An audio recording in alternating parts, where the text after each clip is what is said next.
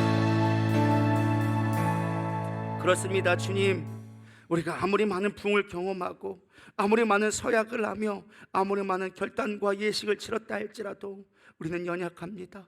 또 내일이면 넘어집니다. 또 실패하고 좌절하고 두려워하며 슬퍼하며 원망하며 우리의 저주가 끊이지 않습니다.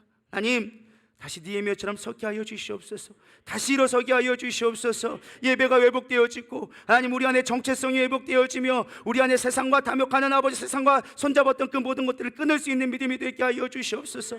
그로 인하여서 다시금 주의 백성으로, 다시금 부흥으로 나아가게 하여 주시옵소서. 느헤미야 13장은 우리가 해결되지 않은 끊임없는 반복되어진 우리의 연약함을 고백합니다. 오직 주님 안에 있을 때 주님만이 우리의 이 연약함을 능력으로 바꿔주시리라 믿습니다. 바울처럼 날마다 죽고 주님만은 고백하는 우리의 신의 성도들 될 수 있도록 붙들어 주시옵소서. 오늘 이 예배가 다시금 개혁하며 다음에 드려질 예배도 다시금 우리를 개혁하며 날마다 새로워지는, 날마다 아버지 주의 능력을 경험하는 주의 백성들 되게 하여 주시옵소서. 이제는 우리 주 예수 그리스도의 은혜와 하나님의 무한하신 사랑과 성령님의 내주 교통 위로하심이 이제 실패했다 할지라도 날마다 새롭게 되기를 원하는 이들의 삶과 이들의 가정과 이들의 기업 위에 이제부터 영원토록 함께 있을지어다. 아멘.